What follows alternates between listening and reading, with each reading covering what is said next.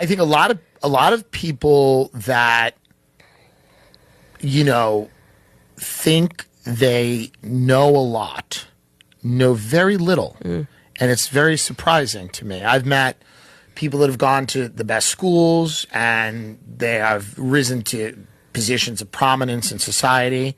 They're not unintelligent. They're incredibly capable. They're savvy in their own business. They're tremendously competent. They've made vast sums of money. They are incredibly, sharp.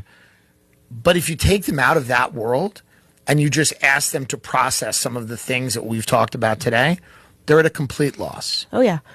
I think the longer you stay in school, the dumber you become. Yeah. I do think that there is a common sense street element that gets completely lost when you're just trying to like add a bunch of degrees to your life and certifications. And that's why when we get into this like expert problem, where they just were like, I don't know how I got it wrong on COVID. Right. And then there was this clip of Andrew Tate speaking about COVID where he's like, you know, if you're on the block and somebody comes up to you and they're like, eat this cheeseburger, you know, I just really want you to eat this cheeseburger. You just instinctively know, like, I'm good. Right.